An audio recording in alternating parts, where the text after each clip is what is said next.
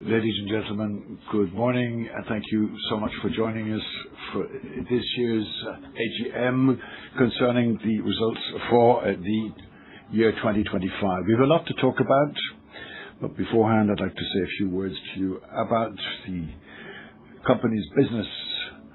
I propose that we take a look at what's been happening over the last 12 months, the last 12 months of 2025, and how better to do that than by video. 2025 was powered by emotion, carrying us across continents, inspiring new stories and creating moments to remember. We ventured boldly into new territories, opening doors wide and pushing hospitality's boundaries ever wider. Along the way, new icons rose, unveiling new horizons as the next chapter of our story took shape. Bringing life to this journey, our artists. Together we learn and grow. We share, we host, and we carry the spirit of generosity into every community we touch. A deep sense of belonging spread across our global community. As we crossed milestones and celebrated passion, we came together, sparking conversations, welcoming new circles of discovery, and creating moments that transcended borders, inviting the world to experience our art of hospitality. Guided by purpose, we stood for nature, safeguarded heritage and culture, and showed that hospitality can be a force for inclusion. Innovation opened new pathways, connecting people, places, and possibilities, and empowering our artists toward the future of hospitality. And through it all, every step revealed a new horizon. Every encounter became a destination, shaping a journey that continues to unfold. Merci beaucoup. Thank you. I love the term powered by emotion. Besma, speaking of emotions, could you tell us about the legal formalities for today? Thank you, Sébastien. Ladies and gentlemen, dear shareholders, good morning and welcome to today's AGM. I'm going to begin with the Bureau, which will be comprised of Sébastien Bazard, who will chair the AGM, Hugo Edouardier, who representing Qatar Investment Authority, and David Manfield, representing Kingdom Hotel Limited. The gentlemen will act as tellers for today's AGM. This is a role that is played by the shareholders present, representing either by themselves or in proxies the largest number of shares. I will be acting as secretary for today's AGM. As is the case every year, this AGM is webcast. It will also be available on replay on our website. The last 30 minutes of today's AGM will be devoted to questions and answers, including questions sent in by shareholders before the AGM, as well as questions raised directly, either from shareholders in the room or by people following us online. This AGM gave rise to a notice of meeting and a convocation published in the Legal Bulletin, respectively on the 22nd of April and 6th of May 2026. The notice of meeting was also published in the Legal Gazette on the 6th of May 2026. At your disposal here on the desk we have all the documents and reports submitted for the purposes of the AGM, or as provided by law. Insofar as they've been available to shareholders before the AGM, and in order to leave more time for discussion, we propose not to read these documents. The documents to which shareholders were entitled have also been at your disposal at the head office of the group. The same documents have been sent to shareholders who so requested. Finally, concerning the attendance sheet, this is currently being totaled, but we know as of now that more than 1/4 of the share capital is represented, as a result of which the AGM can duly conduct its business. I also propose to dispense the Bureau with the reading of the agenda, which has been sent to you in advance. In a few minutes, I would tell you about the proposed draft resolutions. We did not receive any request for draft resolutions to be included from any shareholders. I'd also like to draw your attention to an important change concerning how shareholders are convened to the AGM. In compliance with law, the company for all AGMs from the 1st of July 2026 can send out convocations by electronic email without any prior authorization. Next year we'll be using this to check your email addresses. The documents accompanying your convocation will no longer be sent by post, but will be available online on the company's website. This switch over to electronic convocation will enable you to receive your documents more rapidly and give you access to all documentation available on digital platforms, and thus reducing our use of postal services and the consumption of paper. Thank you, Besma.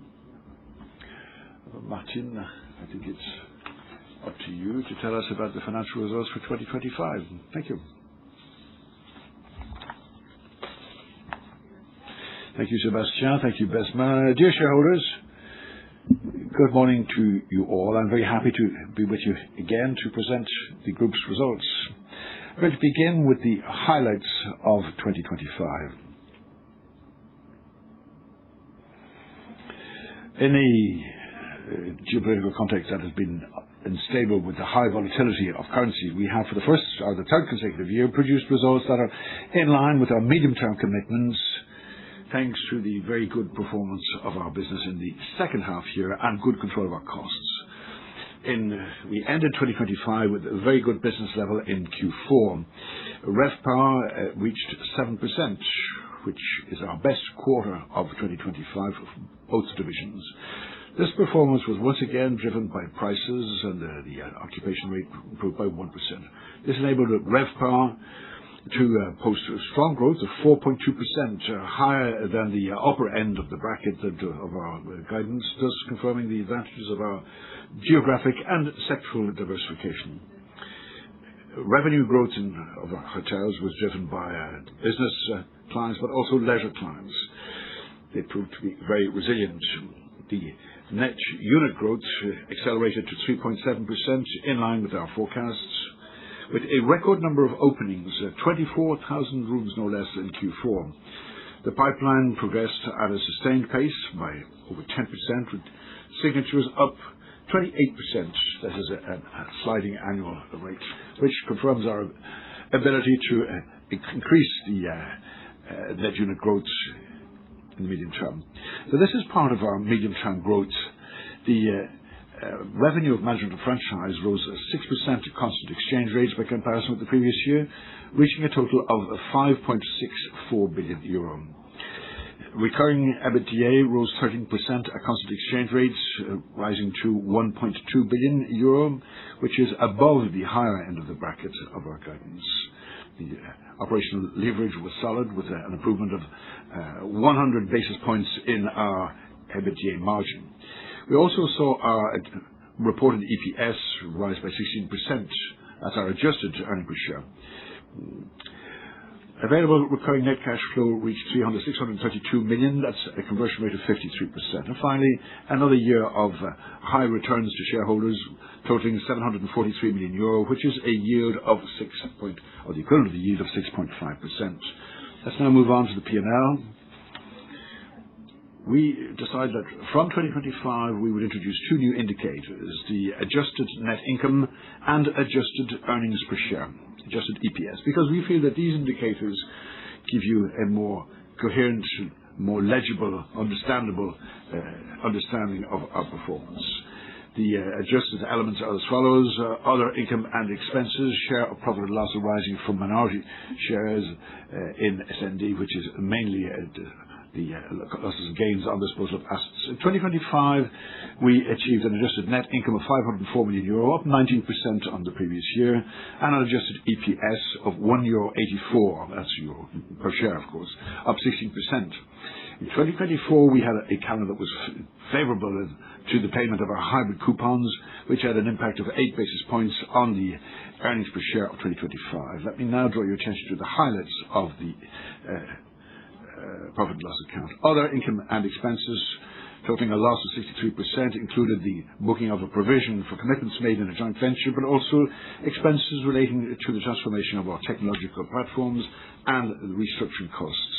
Depreciation and amortization down slightly to €330 million in 2025, and our share of equity affiliates totaled €7 million, mainly Essendi, whose net income totaled €3 million in 2025 after €184 million in 2024, a period during which substantial capital gains from the disposal of assets. The increase in net financial expenses were due to a higher level of debt, a slight increase in the average cost of debt at 3%. In addition, 2024 saw favorable exchange rates with a benefit of €16 million. Tax burden was contained and down substantially. In 2024, we had an exceptional tax burden of €24 million due to the restructuring of the group into two divisions. Minority interests were stable at €50 million. We now take a closer look at our balance sheet and the return to shareholders. We continue to manage our debt wisely. In 2025, we issued two senior bonds for a total of €1.1 billion, one with a maturity of 8 years. As a result, the average duration of our debt was lengthened by an extra 7 months to total 4 years, with a well-balanced maturity profile and well-contained cost of debt at 3%. The return to shareholder, as you can see on the slide, shows regular yields and progressing over time. Over the last 3 years, we have paid a total of €2.1 billion to our shareholders. That's an average aggregate yield of 34%, I should say an aggregate yield of 34% since January the 1st, 2023.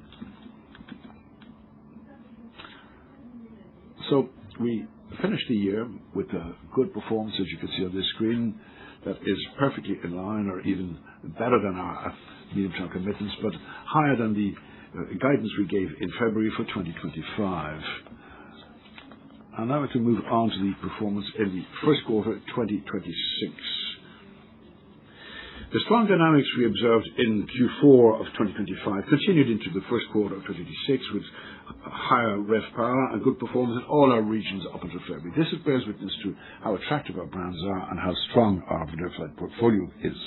Despite the conflict in the Middle East, which affected our performance in certain countries as early as March, RevPAR in the first quarter grew by a good 5.1%, driven by an increase in the occupancy rate and a 3% occupancy, or 3% price effect, I should say.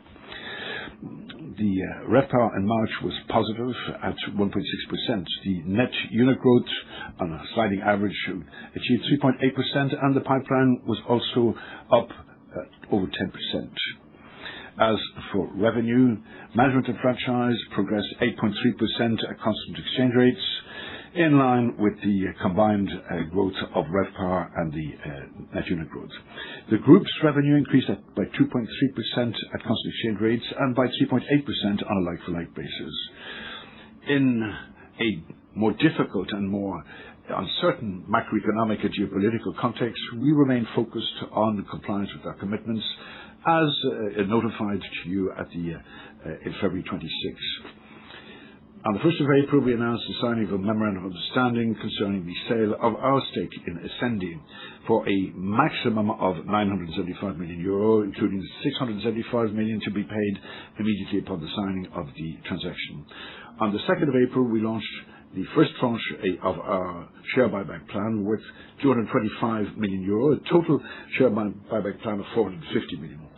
The impact of the conflict in the Middle East has been mainly felt in the United Arab Emirates, which represents 3% of our portfolio. Saudi Arabia and Egypt are resisting well, and demand in other regions has remained good. That said, we are keeping a close eye on how the conflict is developing and have taken measures to contain our costs in order to limit the impact of the conflict on our financial statements. Moving on to RevPAR in Q1 2026 by division. BME posted very strong growth at up 4.5%. Prices were up 3% and the occupancy rate was up 1%. Europe and North Africa saw its RevPAR increase by 2.7%, mainly driven by the occupancy rate. France and the UK posted similar growth to the fourth quarter of 2025. In the Middle East and Africa, it's Asia Pacific, RevPAR was up 5.5%, mainly driven by price increases. As for the Americas recorded yet another very good quarter with RevPAR up 9.1%. As for luxury and lifestyle, RevPAR grew by a very good 6%. Prices rose on average by 4%, and the occupancy rate also rose by 1 percentage point. The luxury segment continues to perform extremely well, with RevPAR up 6.8% in Q1. The lifestyle segment saw its RevPAR rise by a very good 4.2%. This segment was more affected by the conflict because of its geographic mix, even though we've seen traffic redirected and demand redirected towards Egypt and Turkey. Let's move on to the breakdown of our hotels portfolio. PM&E saw its net unit growth progress by 3% over the last 12 months, and its transition towards franchises saw 53% of its hotels under franchise. That's up 2 percentage points on the first quarter of 2025. As often the case in the first quarter, the rhythm was moderate in the first quarter. The pipeline continued to accelerate, up 12% over the last 12 months, largely driven by Middle East, Africa, and Asia Pacific. Luxury and lifestyle accelerated its net unit growth by 8.8% over the last 12 months. The growth of the lifestyle network was extremely dynamic, bordering on 20% increase over the last 12 months. Let's now look at the share price of our company.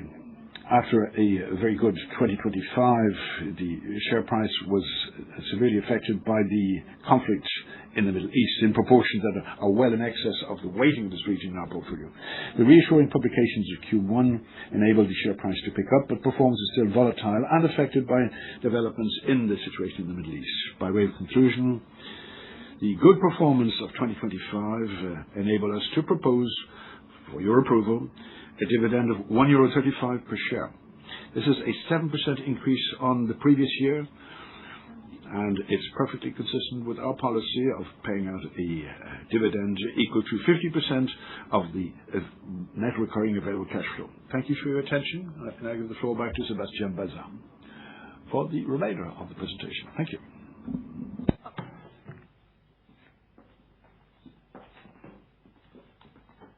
Merci beaucoup, Martine. On va parler. Thank you very much, Tim. Let's zoom out a little bit. There are a number of themes that I would like to explore with you, and this is probably the most important theme. Why am I saying that?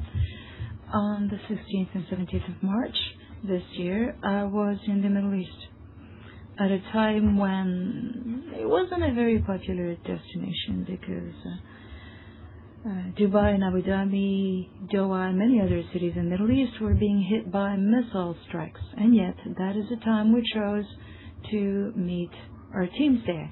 We have nearly 50,000 artists working in the Middle East. So, it is in times of crisis that it is most important to go talk to your employees, talk to them, engage with them, and extend your warmest thanks to them. That was not my only reason for going to the Middle East. Now, all of our teams were gathered at the 25 Hours Hotels, which is one of our managed hotels there. So the other reason why I was there is because I wanted to learn more about the risks, the decisions that needed to be made, and also who are the governments that can best help us. The United Arab Emirates, Qatar, and the like. So this was a very powerful and busy time. We got to meet members of the government, and they thanked us for being there. They thanked us for always keeping our door open, and also they gave us a very deep sense of strength and resilience. We sensed great wisdom, a great vision, and an amazing ability to bounce back. Not too much anxiety. Clearly, our discussion partners wanted things to go as well as possible. So I got back there last week. I got to meet with some of the teams again. So I believe that I show you this slide every single year. Well, every single year over the past 12 years. So international travelers, how many people cross borders to find out more about new countries, new cultures, and of course they need a place to stay because they're not home anymore. So they could spend some time at an Airbnb or on a friend's couch. So we're now back to 1.5 billion. And we're headed towards 2 billion international travelers. There's one thing we don't know. How steep is this slope? See here in red the impact of the Middle East and the conflict there in 2026. But without this scenario, we would see 5 to 6% growth per annum in terms of international traveler numbers. Now, on the right-hand side, you see something that's really interesting. A metric of the impact in Iran and the Middle East. Not forgetting Israel and the US. Now, the first block, called the world. In December 2025, Oxford Economics, a third party, expected 8% growth. This was scaled back by 2 points, which makes sense. From 8 down to 6%. If we look at who benefits and if we look at the losers, well, Europe is going to benefit. We're looking at a jump from 6 to 8%. We're seeing this in bookings this summer in a number of countries, particularly in Southern Europe. North America, 0 impact. This doesn't come as a surprise. The U.S. is far removed from the conflict in the Middle East, so very few people are going to switch destinations. Latin America, same thing. They are far removed from the Middle East. Asia, a slight dip because of the systemic impact on oil. Air travel is more and more expensive. Plane capabilities have been scaled back. So the main beneficiary when it comes to Asian destinations is Vietnam, contrary to Thailand. Thailand is in distress. Africa, 7%, now moving closer to 8%. Two are the main African countries that are winning. Morocco and Egypt. Those countries are expecting to fill up their capacity.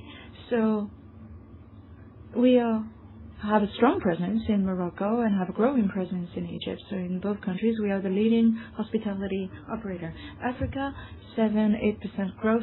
I was there last week as well. This continent is extremely complex, but there are countries such as Nigeria, Senegal, or Rwanda who now have growing appeal as destinations. Now, there are countries where expectations of increased growth are now turning to a downward shift. And if the war were to stop now, we would see a dip of 32%. If it stopped later, the situation would be much worse. So every year we show you photos, pictures, openings in our various hotel ranges. We are very happy that we have a new hotel in Calvi. Handwritten is a brand beautifully managed by Maud and her teams. It's a boutique hotel. It's very cozy. Usually we're looking at existing hotels and they need support from Big Brother, from the Accor group to beef them up. So, and Stable Marlowe is a local but well-known brand in Australia. We opened it up in Sydney. We have a Mercure hotel in Vietnam. We have an Abbey Styles hotel opening up in Belgium, Movenpick in Greece. Also, we worked hard to kickstart our business in Greece, and we're happy we did that 2 years ago because, like I said, Greece now is a sustainable winner. And we have a new Novotel in Dubai in the United Arab Emirates.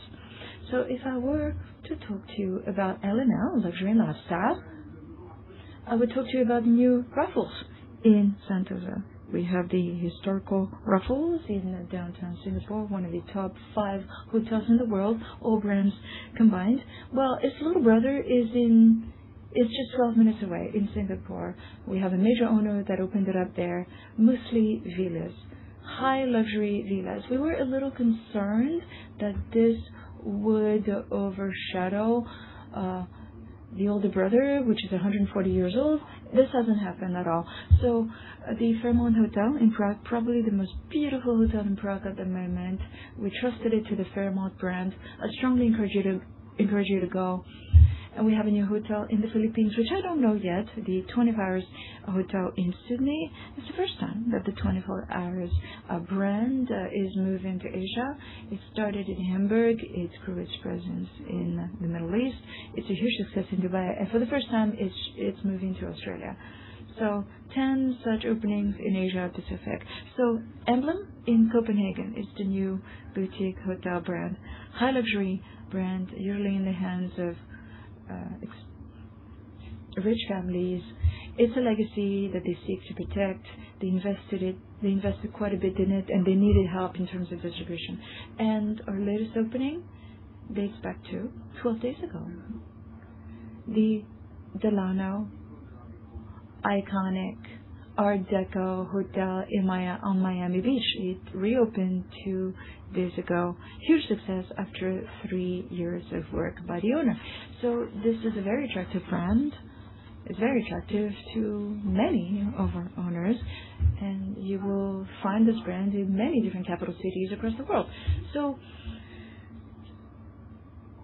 a lot of you are French, and I would be remiss if I didn't spend a minute or two on this amazing launch, the Orient Express ship. I will show you 2 videos. The first one is really short. It's about the launch on April 24th, less than a month ago in Saint-Nazaire. And while I keep talking, you will see a number of photos of the inside of this ship. But I will continue talking so that we don't spend too much time on this. Roll video, please.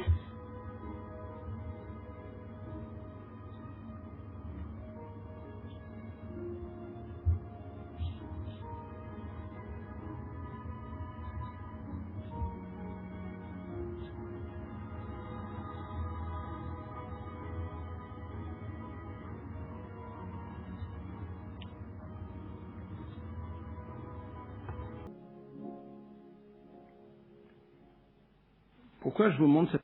Why am I showing you this film? Well, the main reason is that it's a huge source of pride for all of us. We were so proud on April 24th at the launch. It was a solemn time. The government was represented by Catherine Chabot, Minister of the Sea, and all of the prefects were there.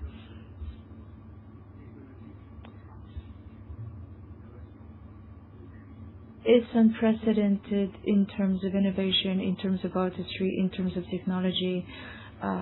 This reminds me of the Concorde in the late 1960s, or even the France cruise liner. Not since then has France built such a huge facility, which now plies the oceans of the world. It's a mixture of artistry, technology, commercial excellence, and operational excellence as well. It took 24 months to build it. Between the first steel cutting operation and the actual launch. So, over the past 2 weeks, since the launch in Saint-Nazaire, I would say that it is important. It is important for a French group such as ours. Well, it wasn't just us, actually. LVMH was there as well. We have a Franco-Swiss partner as well. It was important for us to show the French flag and to also showcase French fine dining, French craftsmanship, and also have French offices there to basically showcase French innovation. So these opportunities are few and far between. And it is the Accor group that was the artisan, the architect of this opportunity. It surprised everybody that we were able to go so far, so high, so quickly, while keeping things under control. So we will show you additional pictures. This ship is difficult to see. It's in Marseille today. Tomorrow it'll be in Saint-Tropez because it's been registered to the marina at Saint-Tropez. And the first customer privatized it for the next weekend and will travel from Saint-Tropez to Portofino and Cannes. So I suggest you keep watching those beautiful pictures on the screen while I continue with my slides. All right. When it comes to the loyalty program and the partnership program, it's important to talk about that because it is probably one of the top 3 growth engines. We changed the name of this program. Now we called it Accor All program. So over 110 million members. So basically an additional 15 to 17 million new members every year. Before the launch, only 3 or 4 million new members back between 2010 and 2019. At the time of the launch, we had 20 different partnership agreements. This program will create about 3 times more customer returns.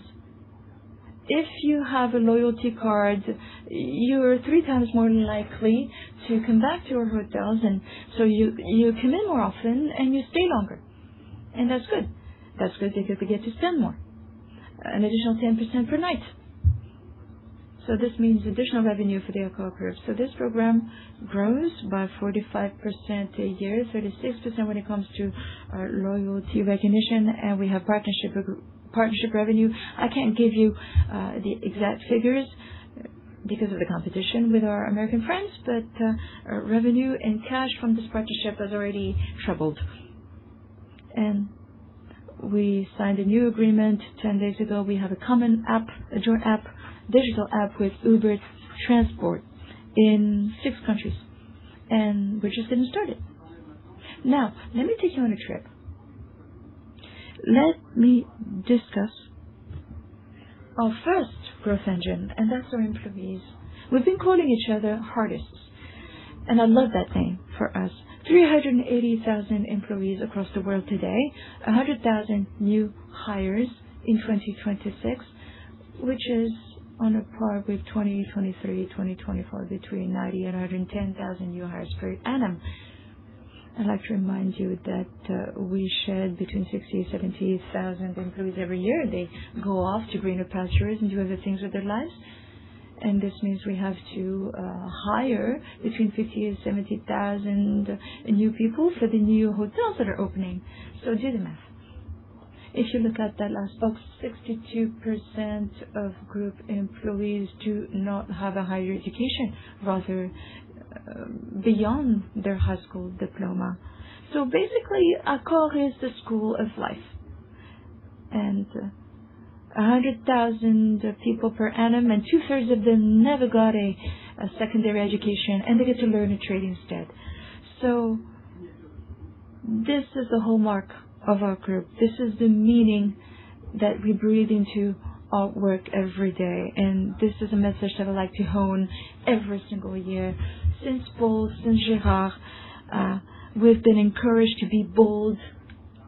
So responsible hospitality, Colin will tell you more about that, everything we're doing in terms of sustainable development. And we wish we could listen to them more often. And I know that you will show the same amount of passion and generosity.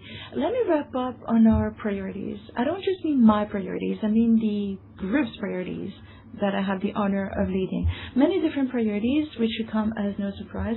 They're pretty much the same as what I tell you every year, what we've implemented since 2023, 2026, 2027. So rigor and discipline, we have to execute the strategic roadmap, maintain our financial discipline as approved by the board of directors. So financial discipline is even more important today. Martin will tell you more about it. Also, when you don't have sufficient revenue, you have to cut down costs. That's what I mean by financial discipline. We've announced an MOU. We need to see it through, and we need to bring in cash so we can generate sufficient returns to shareholders. Now, India will be the top hospitality market in the next 15 to 20 years. It was the US for 20 years, and then Europe, and then China. Now it's India's turn, and we're spending a lot of energy working with the right partners in India. We'll tell you more about it over the next few months. Ennismore is a nugget. We're deploying it. It is the fastest growing segment. We're talking about lifestyle here, so we need to ask and answer the right questions so we can move faster with this company. AI must be integrated. It's quite a challenge. It's important in terms of streamlining and also generating economies of scale, ensuring data reliability and accessibility. AI is all good, but there may be downsides when it comes to employees, jobs, and so we may need to ask employees who may be made relevant because of AI to actually spend more time front-facing with customers. Now, none of this will come as a surprise to you. Now, I don't think this is going to take a whole lot of time. But let me tell you how much I love AGMs. I just love annual general meetings. Why? Because it is the only time of year when we get to meet the owners of our company. It is the only time where you get to ask questions and I get to answer them. Questions about where we're headed and how are we moving forward and what kind of resources we have available, a host of other questions. But this is also an opportunity to explore different themes that are important to the group.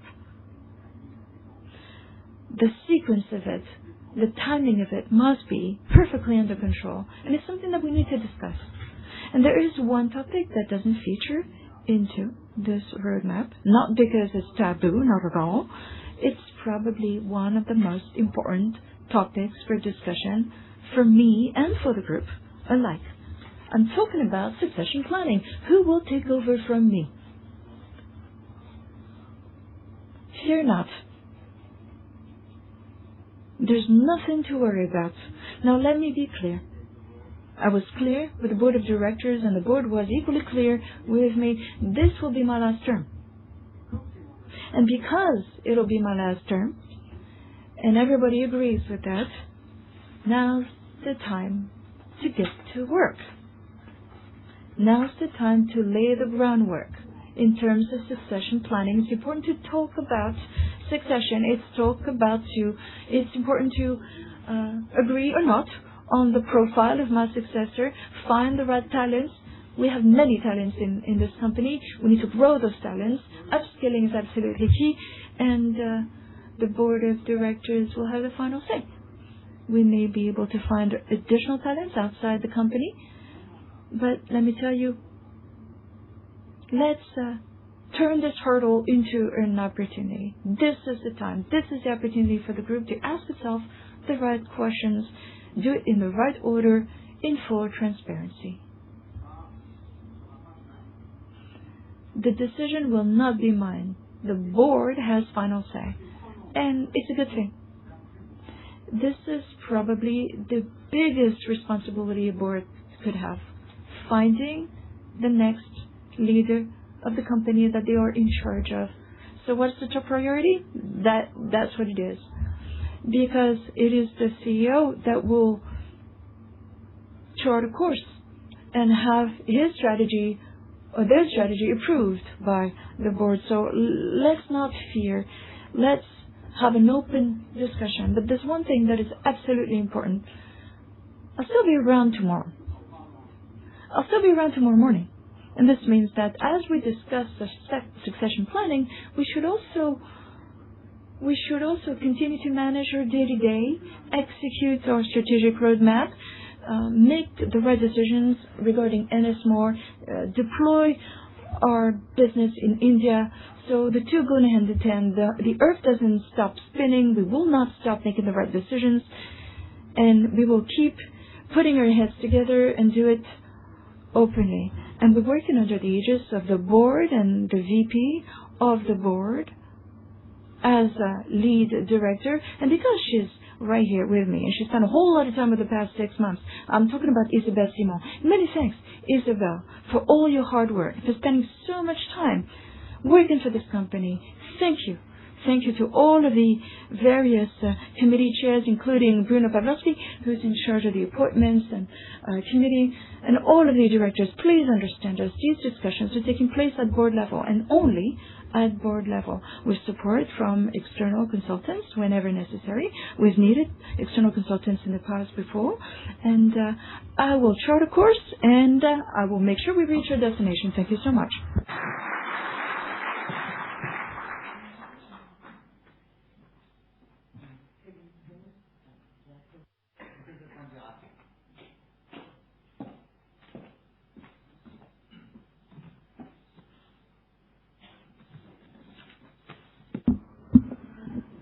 Dear shareholders, I'd like to begin by talking about an issue of capital importance. This is our indefectible rejection of the sexual exploitation of children.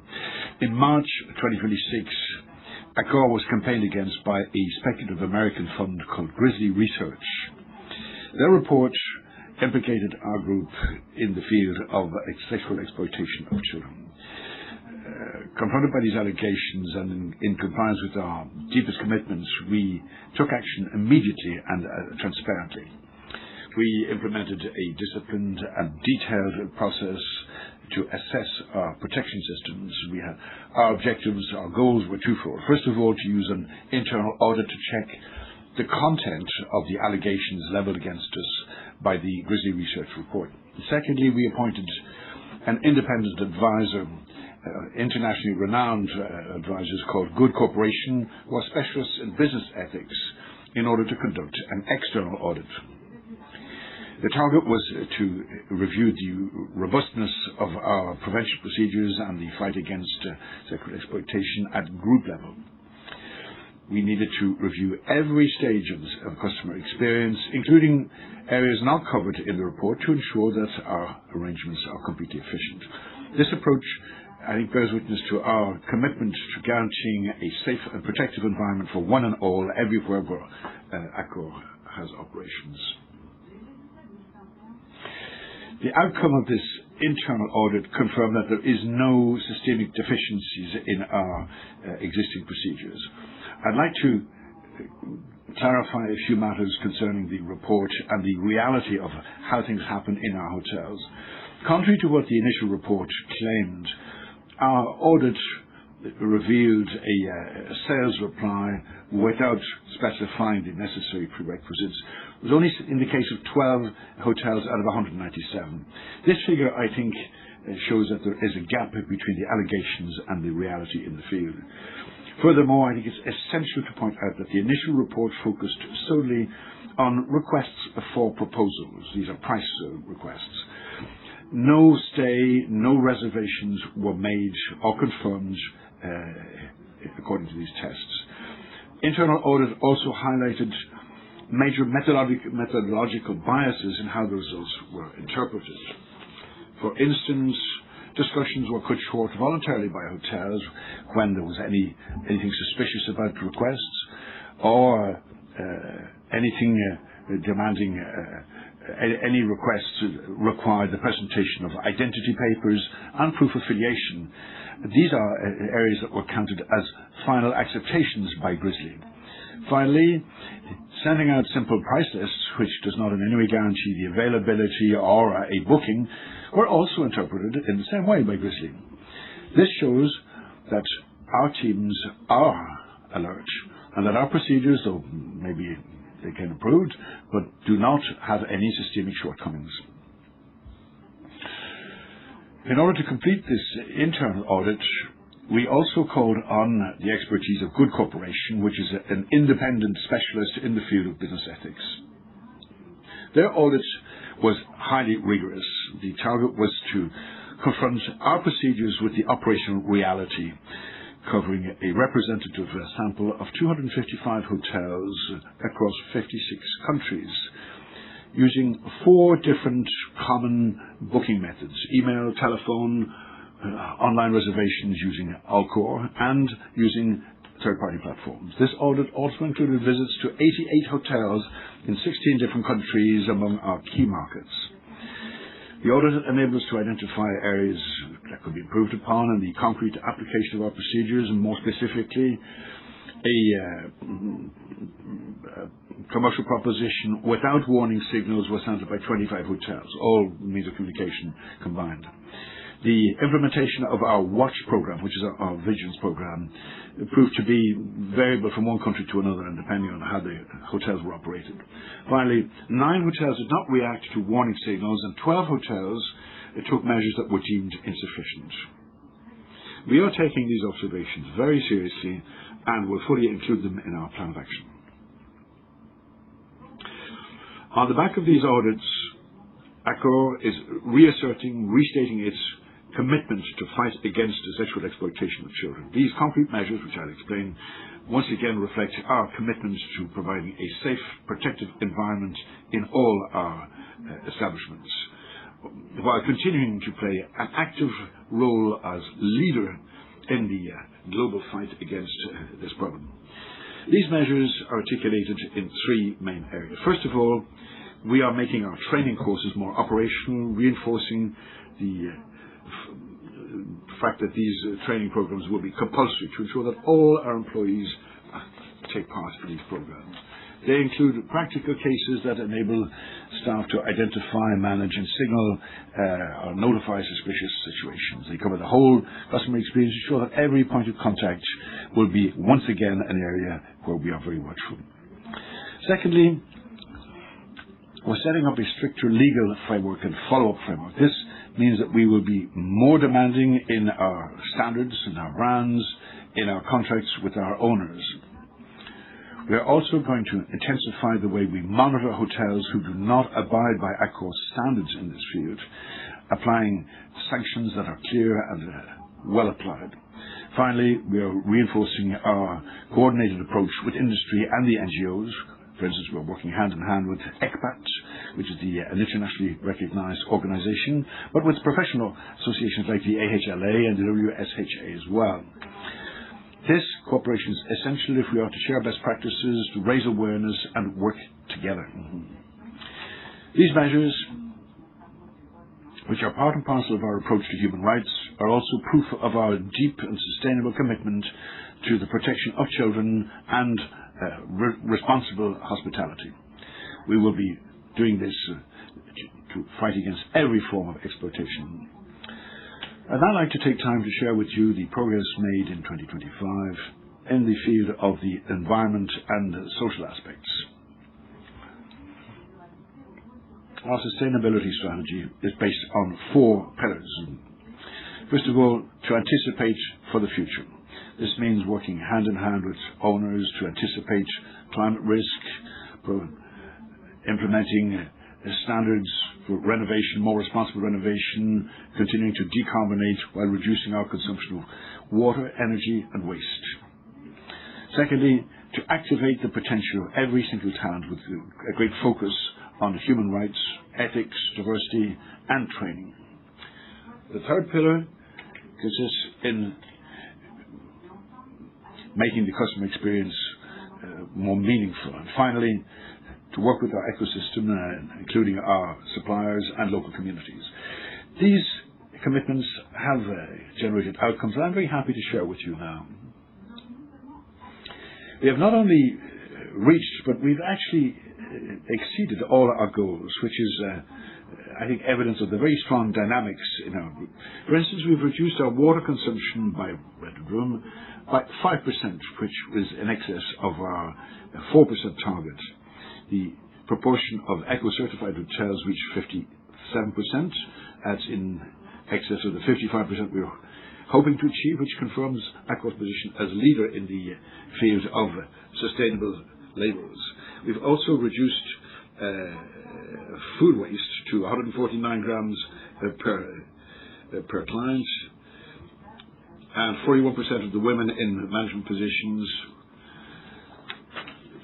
This is evidence that we have throughout the world in all our hotels. This progress, I think, has also been acknowledged by key players in the field of finance who have, I think, paid tribute to our achievements. In climate, our CDP score has improved from C to B. At S&P Global, we have improved by 11 percentage points to 63 out of 100, which enables Accor to join the Dow Jones Best-in-Class World Index for the very first time, ranking us among the 10% most efficient companies in the world.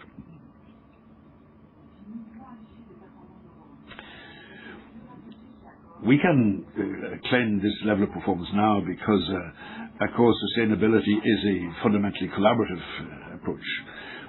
In-house, first of all, thanks to the Heartless Volunteering Programme launched in March 2025, we've carried out 1,800 voluntary assignments with local associations, ranking Accor among the really good performers in the market in this field. On the client side, we have mobilized clients directly via a loyalty program, which has enabled us to raise over €500,000 for environmental and social causes. And finally, decarbonation would not be possible without our suppliers. We are working with some very large groups capable of investing in this transition, but also with a very large number of small SMEs, local SMEs. In 2025, we accompanied over 1,000 suppliers in their efforts to reduce carbon emissions. The commitment of our entire ecosystem is there. The challenge is now to accelerate it in order to reach a new milestone. We are preparing this new stage for 2030, and the name is Hosting Change. This is a very simple conviction. In Accor, we are not withstanding or subjected to transformation. We are taking them on to appropriate them. This is in the continuity of what we've done in the past, with a rollout on scale from 2027. Thank you for your attention, and I'm delighted to have had the opportunity to come and talk to you. We'll do the same again next year.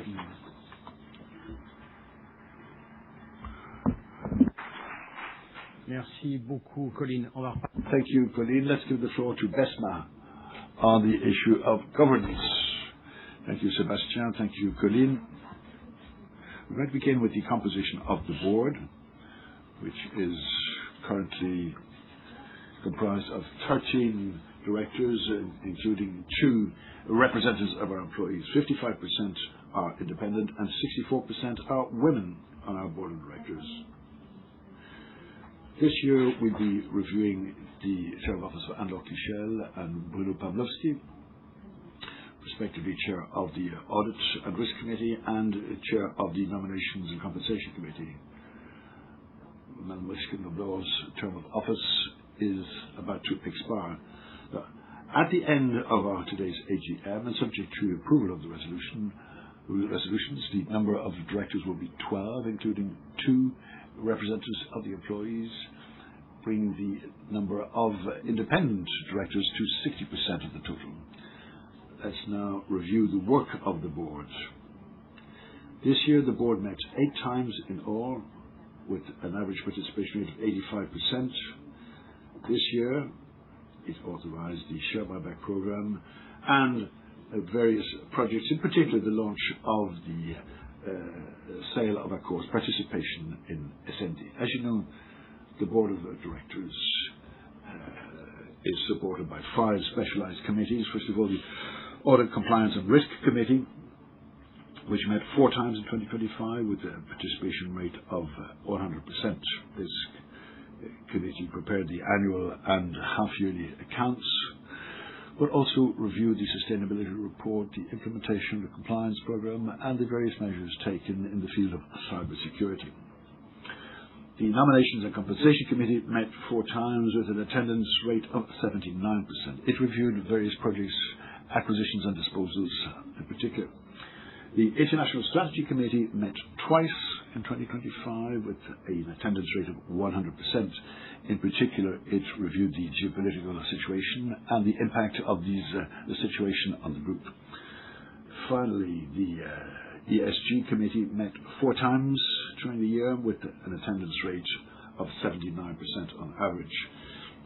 This committee reviewed the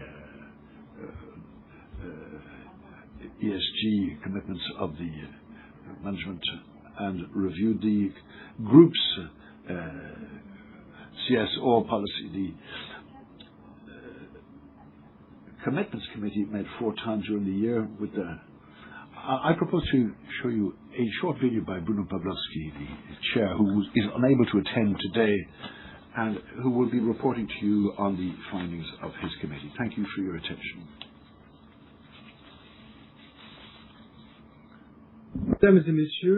Ladies and gentlemen, dear shareholders,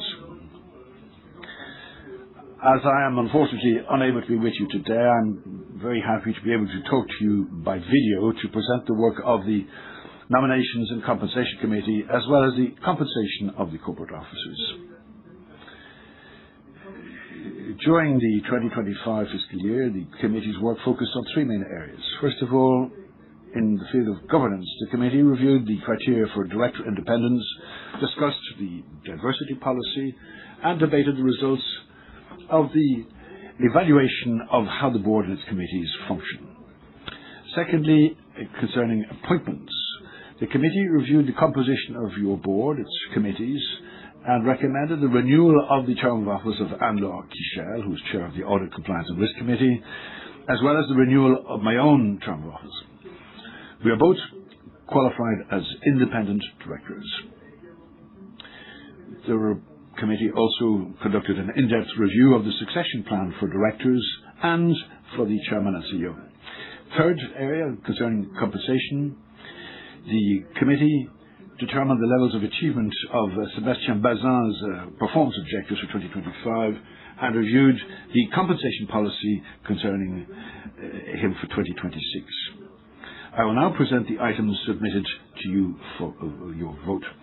Information regarding the compensation and benefits paid or granted to all corporate officers during and in respect of the past fiscal year, and more specifically, on the compensation and benefits paid during the past fiscal year or granted in respect of that same fiscal year to our Chairman and Chief Executive Officer, Sébastien Bazin. These are two votes known as the ex post say on pay votes.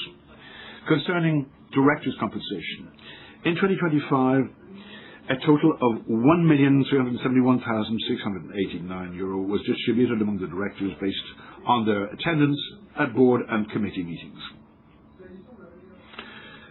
Regarding the compensation of our chairman and CEO, Sébastien Bazin's fixed compensation remains unchanged since January 2016 at €950,000. His annual variable compensation was determined based on the extent to which the objectives we jointly established were met. As a reminder, the quantitative objectives were the current EBITDA, free cash flow, net growth of the number of rooms, as well as three ESG criteria, namely reduction of water consumption, the percentage of company-owned, managed and franchised hotels that were eco-certified, and thirdly, the percentage of women holding positions at least equivalent to the level of vice president according to the group's internal classification. In addition, there were qualitative objectives related to communication and the implementation of our 25-28 roadmap, as well as talent development. After the committee assessed the level of achievement of each of these objectives, the board of directors set Sébastien Bazin's variable compensation at €1,556,577 gross, representing 111.2% of the reference amount of €1.4 million. The maximum, may I remind you, is set at 150% of this reference amount. Your chairman and CEO was also awarded performance shares in 2025 in accordance with the compensation policy, subject to a holding period and performance conditions described in the Universal Registration Document that you'll have had the opportunity to review. In addition, as part of the ex-ante say on pay process, you are asked to vote on the compensation policy for corporate officers for the coming year. Concerning the compensation policy for directors, it remains unchanged for 2026. Concerning the compensation policy for our Chief Executive Officer, I would like to emphasize that the board has engaged in an active dialogue with shareholders since the last AGM and that their comments have been taken into account. As a result, it has been decided to adjust the 2026 compensation policy in certain areas, namely, fixed compensation for 2026 will remain unchanged once again, as does the reference amount for variable compensation of €1.4 million. As a reminder, variable compensation may range from 0% to 150% of this reference figure, depending on the achievement of performance targets. Quantitative objectives, which represent 80% of the variable annual compensation, are, on the one hand, financial, as EBITDA and free cash flow, and non-financial, namely network growth and the three ESG criteria reflecting the group's priorities, the reduction in water intensity, the percentage of subsidiary managed or franchised hotels that are eco-certified, and finally the percentage of subsidiary and managed hotels that have conducted analysis of compliance with accessibility criteria. The qualitative objectives, which account for 20% of the variable annual compensation, are based on changes in the organization and work methods with a view to supporting the strategy of accelerating franchise growth and developing top leadership. Concerning the long-term variable compensation of Sébastien Bazin.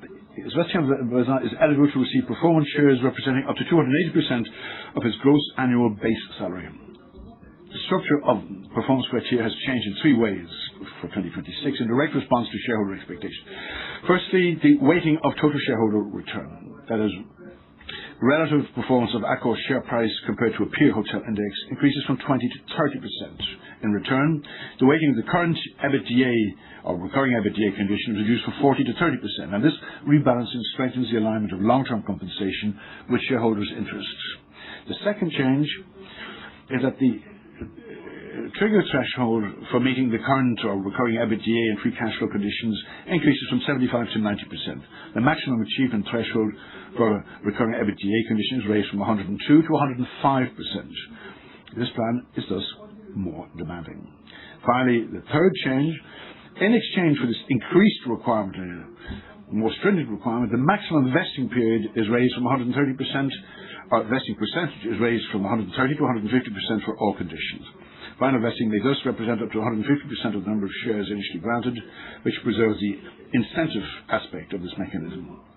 Just for the record, the 5 performance criteria for long-term variable compensation are as follows.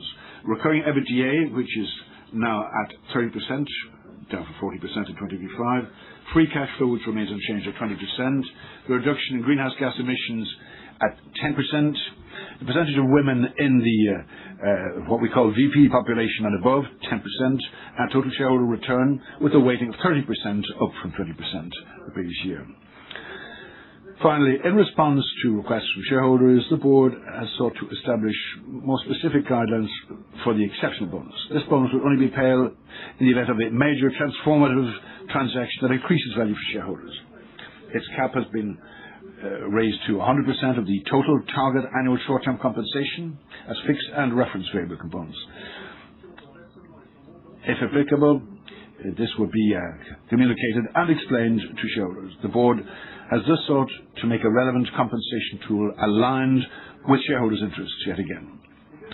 Ladies and gentlemen, dear shareholders, as you can see, your board has taken steps to update the compensation policy of our Chief Executive Officer, taking into account feedback from our shareholders with the constant focus on aligning our actions with your interests. Thank you for your attention. Thank you, Bruno.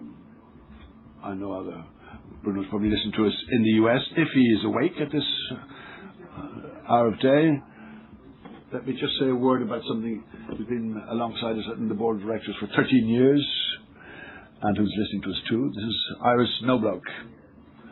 Iris was vice chair, also a senior independent shareholder. Iris has been with us virtually since I was appointed as chairman and CEO. She's done everything. She's been terrific. We've been very assiduous. In fact, she has brought a very international prism to Iris's Americo-German, has lived in Britain. She's a lawyer by training, brought a lot of discipline to our work, but she's also given us a different view of the world of cinema, music, the media.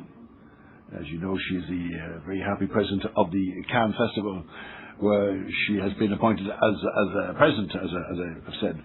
So I think she's sorry to leave us, and I'm very sorry that she's no longer alongside us, but I think it was the right time for her, and maybe for us, after 13 years. And I'd like to extend heartfelt thanks to Iris for everything she's done.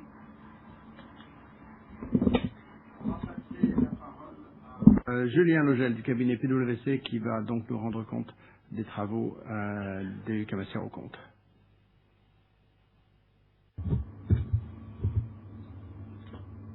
Let's now hear from our statutory auditors. Thank you, Chair. Ladies and gentlemen, dear shareholders, good morning. On behalf of the statutory auditors, PricewaterhouseCoopers and Deloitte, I am pleased to report on our engagement for fiscal 2025. reports on the parent company consolidated financial statements as well as the related party agreements that you will find in the notice of meeting. All of our reports can be found in the URD for fiscal 2025.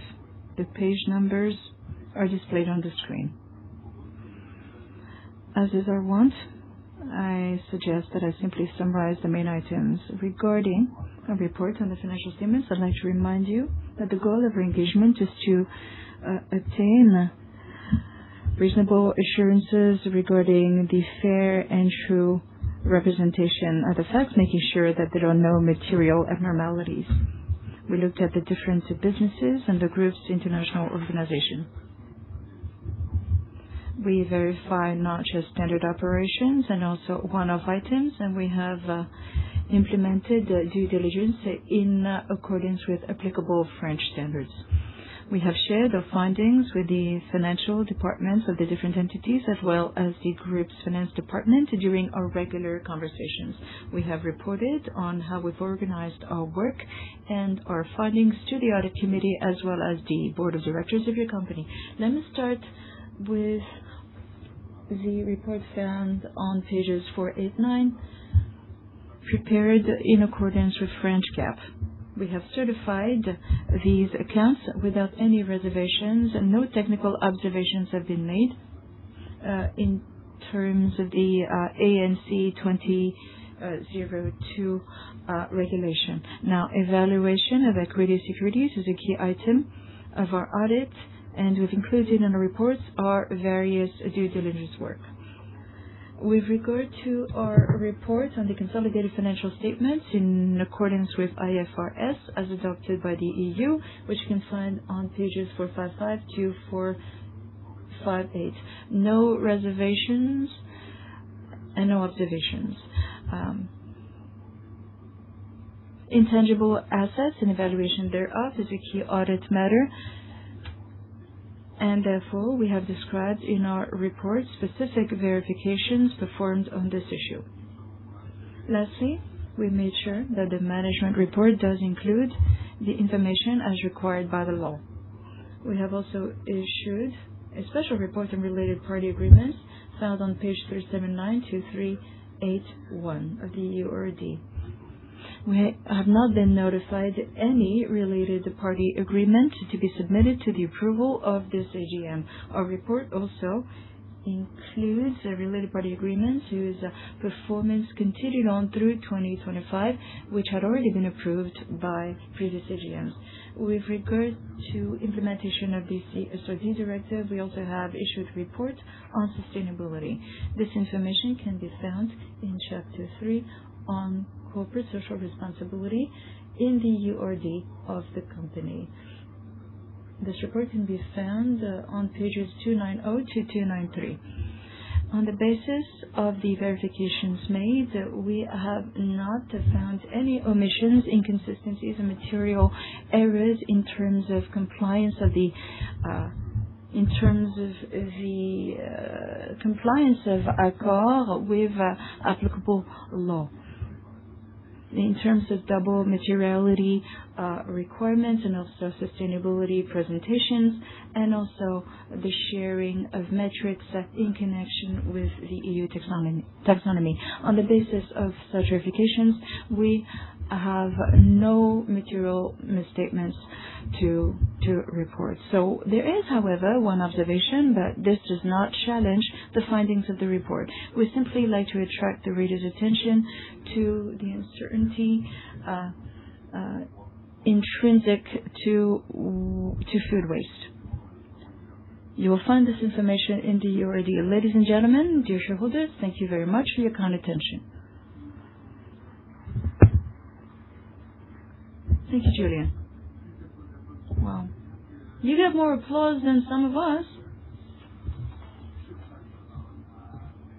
Without further ado, handing over back to Besma, who will present the draft resolutions.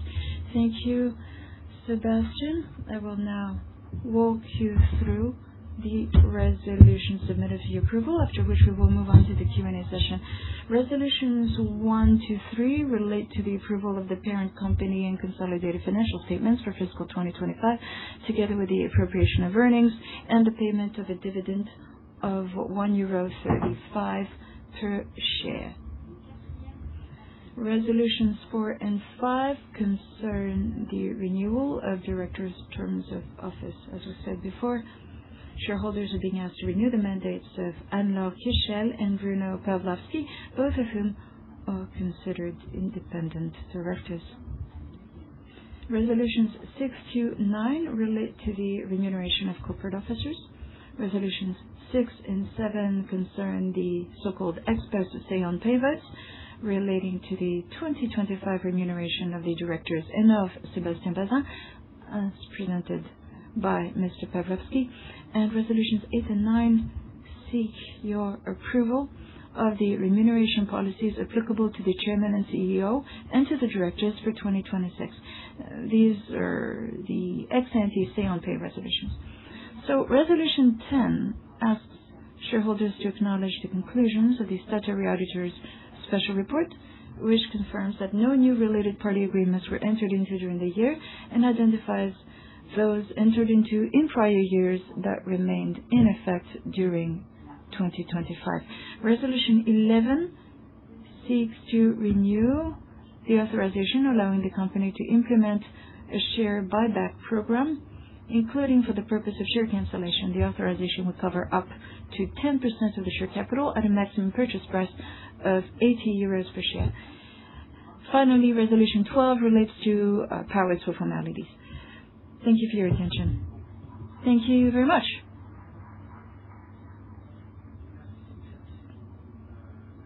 Thank you, Bismarck.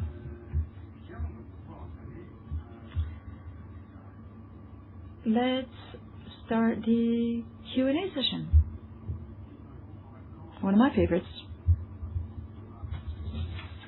Let's start with written questions. Yes, so these are questions received in writing. This is a quick reminder that I'd like to make for the people in attendance or whoever wants to ask questions online. In order to ensure smooth operations, please state your name and quality before asking your question. Shall we start with the number of shares?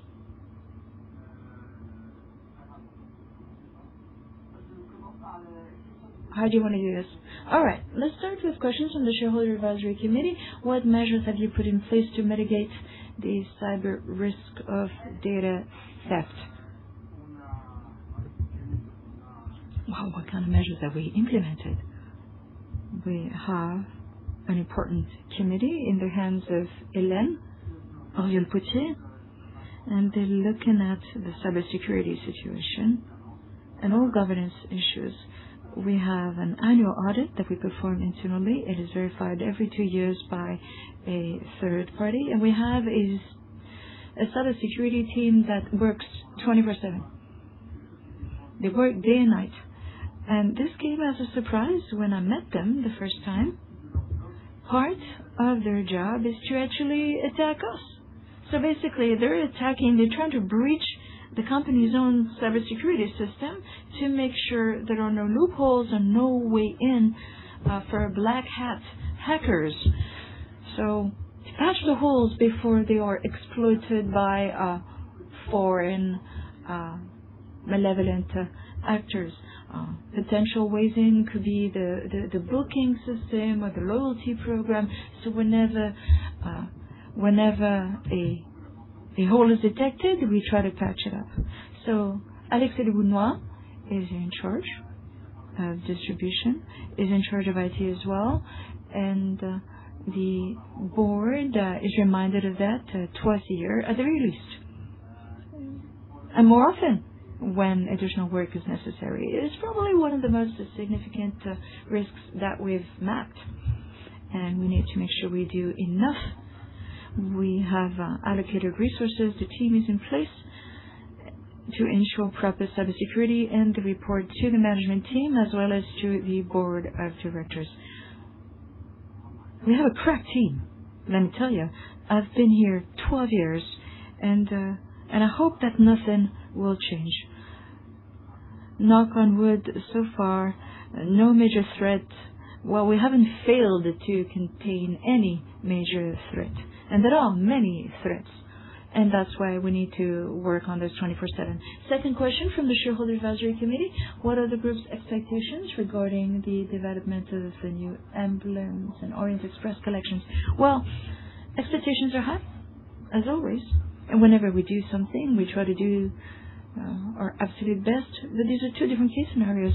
The emblem collection is the crown jewel that we were missing. We needed an iconic brand. So very often these are dream hotels, small castles, older structures that belong to rich families who never thought of hyphenating their name with a hospitality brand. So we want to make sure that the location's identity remains unchanged. But via this emblem connection, those families know that they're protecting the legacy, the nature, the identity of the hotel. And they are protected by this emblem collection. So there's only 30 to 60 hotels. We'll never have as many as 150, 160 hotels. Now, the Orient Express collection is very different. We bought this brand 7 years ago. We have a partnership with the LVMH group, and it is the epitome of travel luxury since 1883. So this is a broad-ranging, very deep brand. It addresses train enthusiasts, travel lovers, Lalique lovers, people who have a passion for perfume, fragrances, yachting. So we are growing all out over the next 5-7 years. We have regular exchanges with LVMH, and every time we agree on the new direction. So we are very proud of La Minerva. It's a beautiful hotel that opened up just last year in Rome.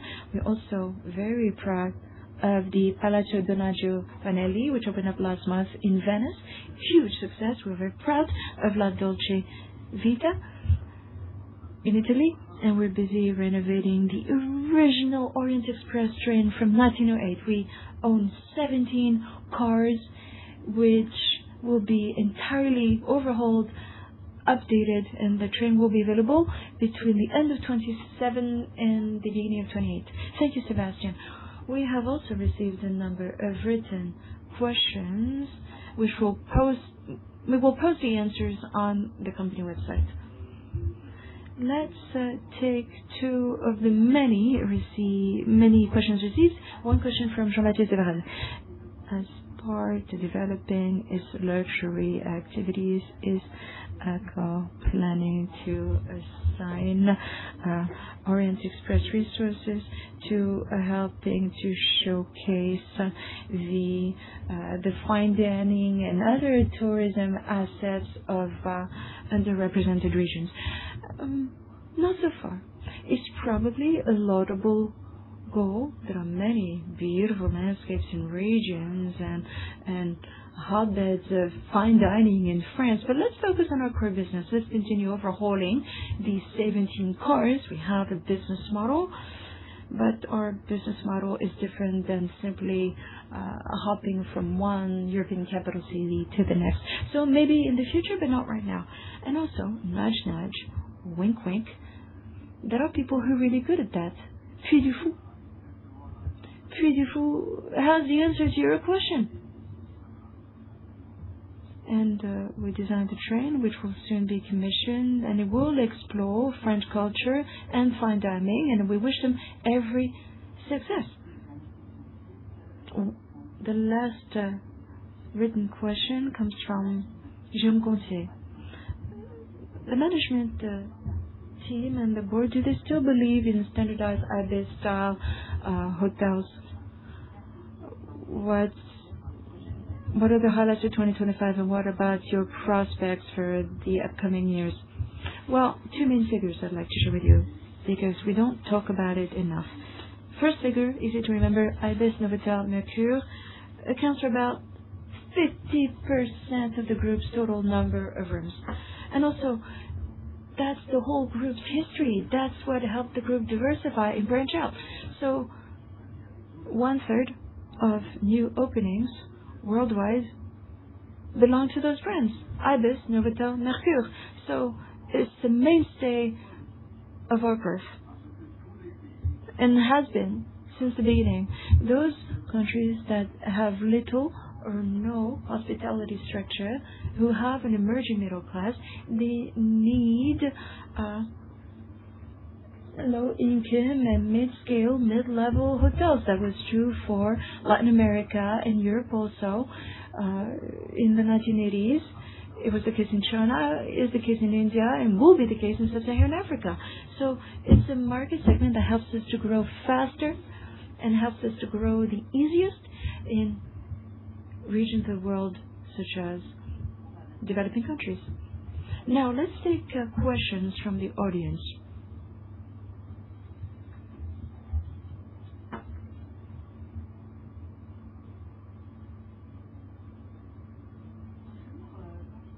My name is Blondine Godot. I'm an individual shareholder. Thank you. Thank you. This beautiful presentation is a journey through the world of luxury. I look forward to seeing your prospects, your outlook materialize. I enjoyed hearing about your plan, but I do have a question of a financial nature. I noticed a dip in investments. I'm also seeing increased debt. I would also like to thank you for your TSR performance. So, when it comes to those adjustments, are we seeing less D&A? Are we seeing less investment? That's my question. But many thanks for your TSR policy. Martine, qui va vous répondre mieux que moi. Bonjour. Thank you. I'll ask Martine to answer that question. Well, in 2024, we had the Paris Olympics, where we amortized broadcasting rights. Not that we've reduced our capex, is actually up, but 2024 was a year where that was exceptionally high because of the Paris Olympics. That's the explanation. As for the level of debt, well, the way we manage our debt is on the basis of a leverage.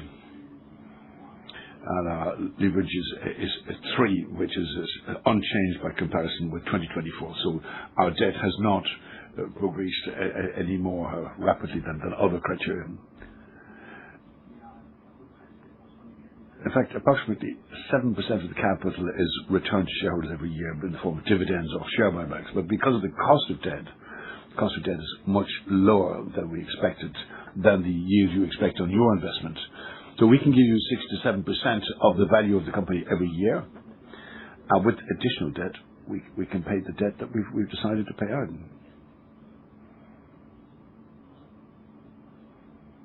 Là-bas, monsieur, que j'ai vu tout à l'heure, avec qui j'ai pas... Number 4, please. Yes. The gentleman with the cap. Good morning, and thank you for your presentation. Congratulations on the Orient Express, by the way. I have 2 questions. I'm Sébastien Bazar. What's your name? Alex Francis from Cadiz Can.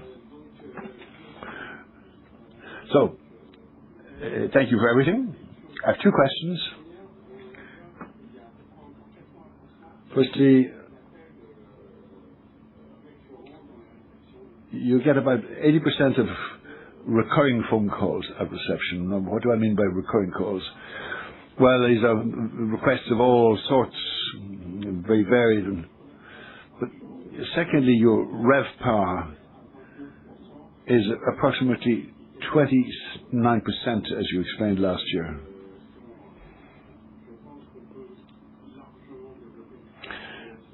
I get the impression that this percentage could be substantially improved.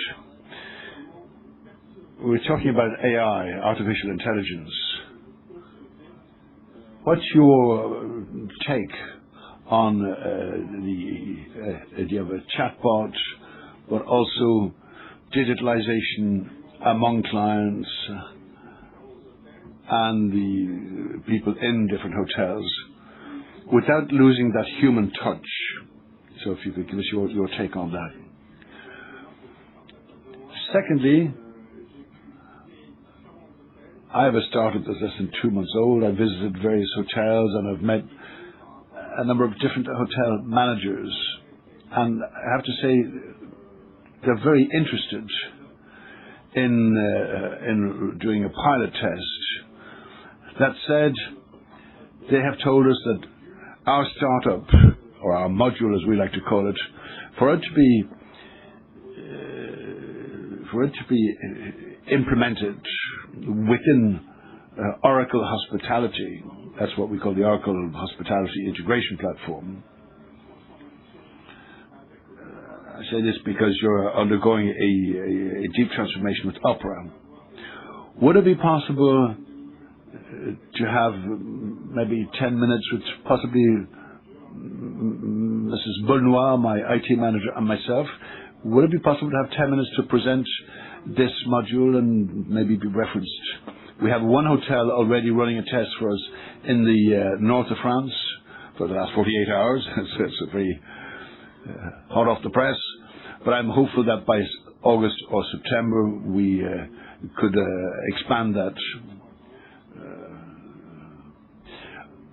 I see you haven't come by chance.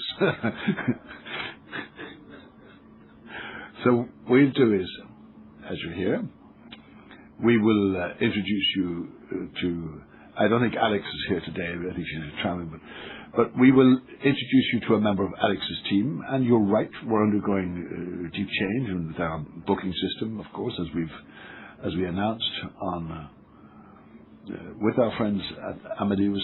We are changing a lot of our technological tools. Now, without going into your particular case in point, but what I can tell you is that you have mentioned something very relevant, artificial intelligence. AI is not going to change everything, but will probably change maybe half of the so-called admin and repetitive functions. It's true of review management, it's true of accounting, it's true of taxation. It also applies to HR. So AI will enable us to be more efficient, to have better, more reliable training programs and make better decisions. That's the good news. But AI is also going to change our customer relations. What we did on Google with keywords will now happen on what we call user-generative content. This is what people say about you, what people feel about your brand. And our customers of this summer, from at least half of our customers, will ask their chatbot, where should I go on holidays? 2 children, 2 parents, where should we go on holidays? They're going to ask ChatGPT, Gemini, or others. Here's my budget. I want the seafront. I want good food. I have my 2 children aged, whatever. What are the destinations you would recommend? What hotel brands would meet my requirements? And of course, the chatbot will have all your former data. So we need to be present on those technological tools because they're going to be a form of prescription. The tools that still cost, you have to subscribe to them. So there was a time when we used to buy keywords. We're moving on to something more sensorial, and we have to be there. So we're running tests with just about everybody. If anything, we're ahead of the curve. But as I said, it's in our interest to be ready, and we are. We're prepared to adapt. The only area, probably the most difficult one to manage, is not the benefits of the tool. I think that's self-evident. It's the impact on the group's employees. We and my colleagues all need to be on board with AI without resistance. These are tools that exist and that are going to invade us, so we have to be prepared for that. We're going to see how we're going to have to move the lines. this is something that have been perfectly open about for a year and a half, and I apologize for my reply was a little bit lengthy, but that's what I wanted to say.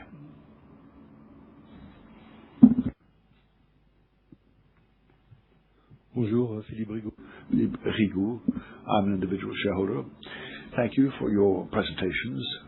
Always interesting, of course, but two things I'd like to mention. You talked about the acceleration of Ennismore. Could you tell us a little bit more about Ennismore? Secondly, on Egypt, I'm pleasantly surprised to hear that the bookings are good for the next few months. Wasn't what I heard from this magnificent country where I've spent 4 years of my life. But on the subject of Egypt, could you tell us something about the end of the Hall Cataract and Winter Palace, these emblematic hotels that are Ennismore? Okay. Ennismore is the segment with the highest growth in the group. Ennismore has 17 brands, Montreal, Celeste, and so on, managed quite independently with 2 head offices in Dubai and London. Its growth is accelerating in Asia, but also in the US.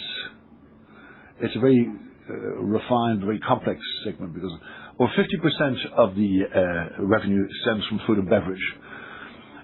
80% of people come there just to dine because they live nearby. So this is aimed at international, regional, and even local people. So it's a complex combination, hinges largely on the attitude of employees, the design, the way the space has been orchestrated. That's a very significant part of our thinking. We have a crown jewel in our hands because I think we understood the segment before others were ahead of the pack, particularly with the American players. It was essential that we endow Ennismore with further means to accelerate the market share it has, particularly in the US and elsewhere. So the management of Ennismore has asked us to step up the pace. We're prepared to do that. We need to find the best possible answers to help develop Ennismore, develop and sustain its future. So we're working in we have 2 members on the board of directors of Ennismore, and we have 2 of theirs on our board at Accor. So moving on to Egypt, I know you lived there, but the part of Egypt that is expanding most rapidly is Sharm el-Sheikh. That's where there's more and more hospitality capacity, despite the conflict between Israel and Gaza, which is only 240 kilometers away. And despite that, the hotels are always full. These are all-inclusive hotels in which we are very, very good, thanks to the Ixos brand. These are people who come from abroad, mostly from Northern Europe and East of Europe as well, with all-in packages. They don't know what they're paying for the hotel, what they're paying for the flight, but it's an all-in package. These are loyal customers that keep coming back for the gastronomy, for the seafront, and for the sun. These are people who need to be catered for. And at Accor, we've opened 4,000 rooms in Egypt. And of course, safety and security of our employees are essential.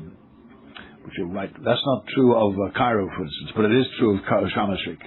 Finally, with the Hall Cataract and the Winter Palace in Luxor, it's a sad situation. This is the end of a contract. We've been together 25 or 50 years. There was a call for tenders, as often happens at the end of a contract.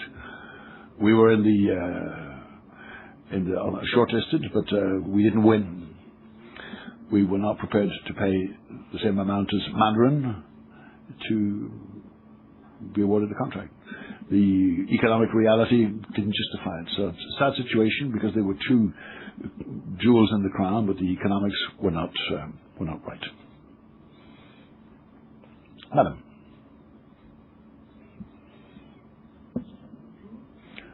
Good morning, Annabelle Jones. I'd like to know what your projects are for India. Well, we've huge projects for India, which I hinted at earlier on.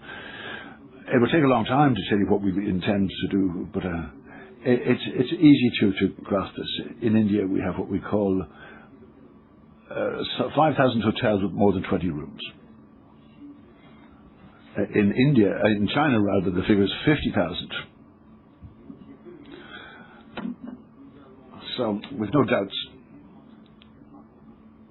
we have more hotels in Europe than in India. We've been in India for 25 years. I don't think we gauged the dimensions properly. We've decided to enter into a partnership with a well-known company called Interglobe. Interglobe is the founding shareholder of Indigo Line, which is the biggest airline in India with a market share of 62%. So together we've decided to put all our eggs into one basket. Not the airline, of course, but we do have a stake. But the teams from Interglobe and Accor will work together to develop our 48 brands with specific case of Trauma Raffles. All others will be master franchises in India. It took us 25 years to open 70 hotels. Since that decision less than a year ago, we now have 70 hotels in the pipeline. So we've doubled the last 25 years in the space of 6 months. And our intention is to be one of the leaders in India over the next 20 years. For that, we needed to trust our Indian counterparts rather than send European expats. They are better than us in India.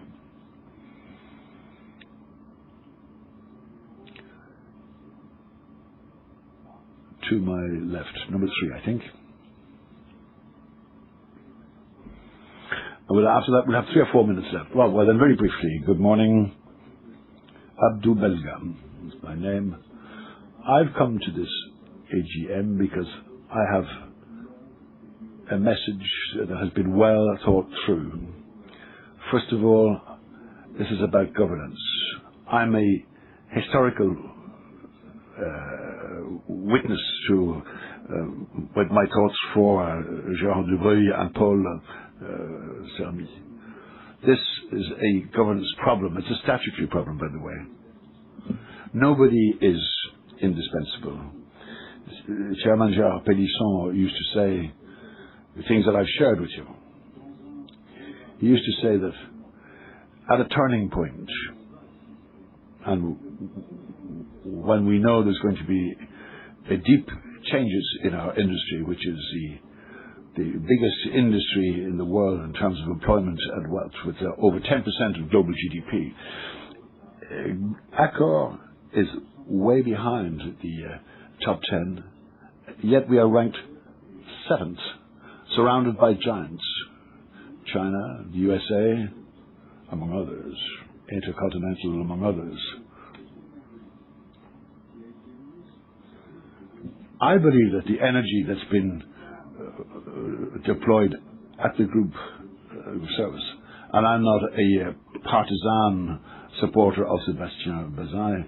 I am a supporter, but maybe I am speaking with a certain degree of wisdom when I say here at today's annual general meeting of shareholders, let's avoid the dogma. We're not in Africa, where we need to impose repetitively somebody for that person to continue to be the leader. I'm a simple shareholder and with freedom of mind, and I would like to say, to ask everybody here to think, well, why not? So far, he has announced in a very subtle way that this was the end of his term of office, which he announced beforehand. In a violent and brutal geopolitical environment, which will have implications at all levels, in particular in our industry, would it not be an idea to at least consider with a view to all these upcoming events that will create so much turmoil? Well, I can guarantee you that. Because when you live in a world where you're listening to people all over the world, when we're talking about education and training, I think it would be a mistake not to think and review certain statutory dogmatic positions. Thank you. although I'm going to answer you with a lot of sincerity. The upheavals you're talking about exist. The decisions to be taken through, maybe there are turning points, but for the right decisions to be taken and implemented, it takes time. I had time on my side for 12 years. I thought about this group. I increased the number of brands from 13 to 48. We became number one everywhere except in China and the US. We ventured into segments where nobody expected us. And we did that because I had time on my side. I had time on my side, and I had the trust of the majority of shareholders and the board of directors. You need time. I would not have time on my side if I were to stay. And I'm sure that within the group, you will find somebody who will be better than me in having time on his side. Let me add to that. I'm not the person with the best understanding of the technological world. I understand it, but I'm not capable of anticipating it. I hope that my successor will have a much better grasp of the world of technology, and that will enable him or her to take the right decisions. So there's no question of stepping backwards, but thank you for your question. And I do not for 1 second want anybody to take this group down a different route than the one we've taken. Thank you for your question. Maybe we can leave it at that for the questions. It sounds a bit like a funeral. I'll be here until May 2028. If we find the right person beforehand, if the board of directors finds the right person beforehand, maybe we can conclude my term of office. But we have time. We have time. Okay. Let me thank you all for attending. Let me thank you all. It's good to see you. And we'll see you again next year. Sorry. Yes, we've a few resolutions to vote. Okay, of course we have a vote. My apologies. That's me. You have the floor for the resolutions. All yours. Avant de passer au vote. Before proceeding to the vote on the resolutions, I would like to provide the shareholder participation figures for this AGM. 6,383 shareholders are present, represented by proxy, or have voted remotely, representing a total of 101,182,000 shares out of the 284 million approximately shares carrying voting rights. The final quorum therefore stands at 81.68%, and the meeting is duly constituted and may validly conduct its business. As you know, shares that have been held in registered form for more than 2 years benefit from double voting rights. I would also remind you that abstentions as well as blank or invalid ballots are not counted as votes against a resolution and are excluded from the vote count. Finally, in accordance with the legal requirements, shareholders were able to vote on resolutions either remotely or online. 6,161 shareholders representing 161,612,000 representing that many voting rights chose to vote using these methods. In light of the presentation already given, we propose that the meeting waive the full reading of each resolution. And before we begin the voting process, I would like to draw your attention to the electronic voting system that will be used during the meeting. We invite you to watch a short instructional video before voting commences. Tablette vous a été remise. Elle est strictement personnelle et sert uniquement lors de cette assemblée. À l'annonce du vote d'une résolution, la fenêtre de vote s'affiche automatiquement sur votre tablette, même si celle-ci est en veille. Pour voter, rien de plus simple. Appuyez sur le bouton correspondant à votre choix. Pour, abstention ou contre. Appuyez sur OK pour valider votre choix avant la clôture du vote. Une fois votre vote validé, vous ne pouvez plus le modifier. Merci de bien vouloir restituer votre tablette en sortie de salle. Nous allons pouvoir passer au vote. Now, let's proceed with the vote on the resolutions. Resolution 1.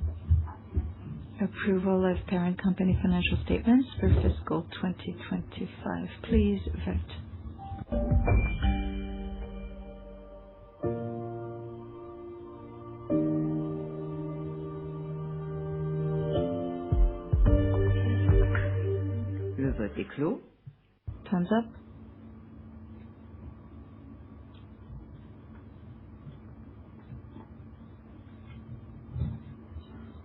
Resolution carried.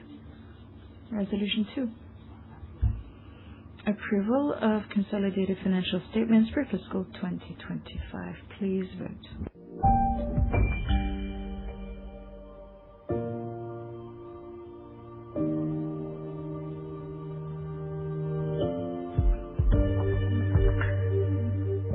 Le vote est clos. Time's up.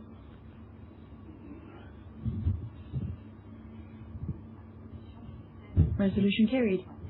Resolution 3. Appropriation of earnings for fiscal 2025 and determination of the dividend. Please vote.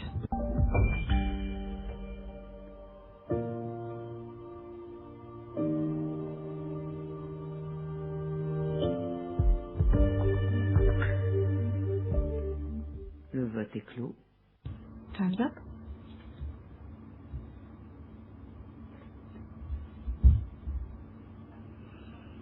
Resolution carried. Resolution 4. Renewal of Anne-Laure Kiechel's term of office as a director of the company. Please vote.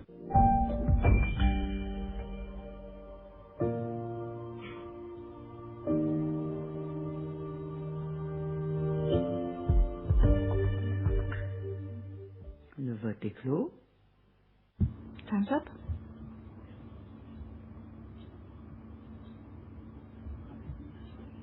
Resolution carried. Resolution 5.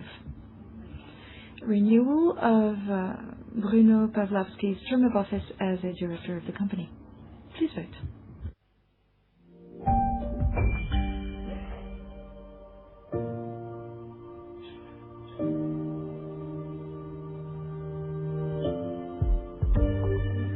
Le vote est clos. Time's up.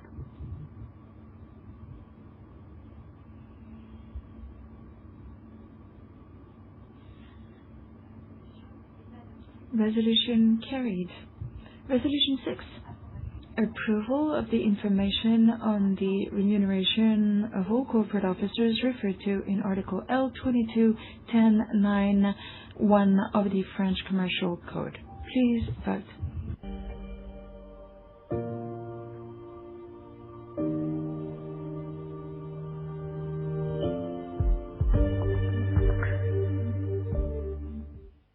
Le vote est clos. Time's up.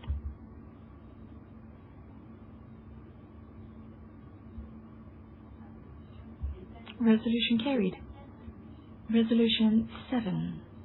Approval of the fixed, variable, and exceptional components of the total remuneration and benefits paid or awarded to Sébastien Bazin, Chairman and CEO, in respect of FY 2025. Please vote.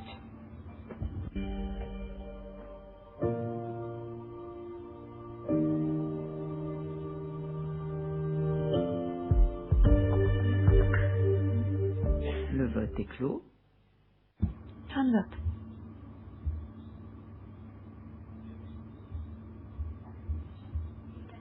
Resolution carried. Resolution 8. Approval of the remuneration policy for the Chairman and CEO. Please vote.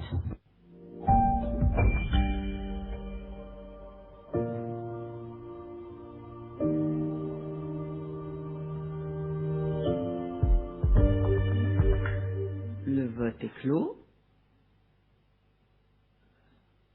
Time's up. Resolution carried. Resolution 9. Approval of the Director's remuneration policy. Please vote.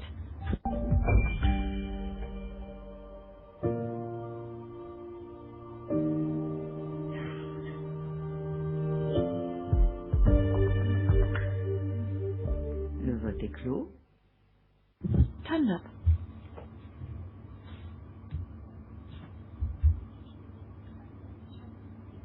Resolution carried. Resolution 10.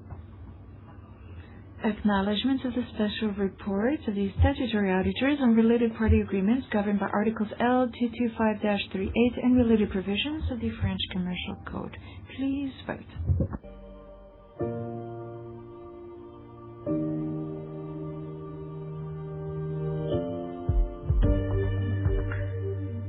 Le vote est clos. Time's up.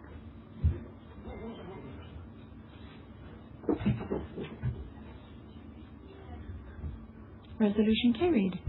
Resolution 11. Authorization granted to the Board of Directors to trade in the company's shares. Please vote.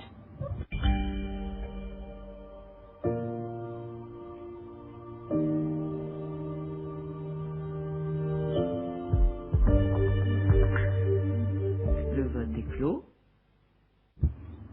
Time's up.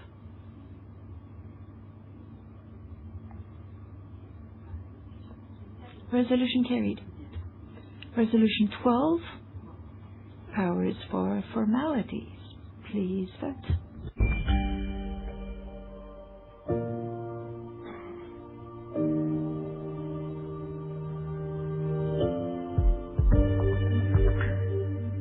Le vote est clos. Time's up.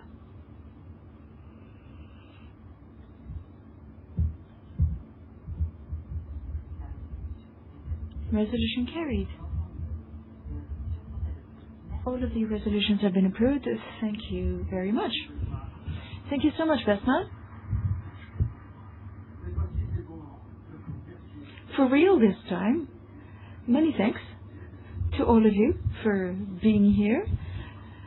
We look forward to seeing you again next year. And we look forward to continuing this discussion with you, kind sir, on your startup companies. And we're looking forward to seeing you all again. And please, don't switch to other brands.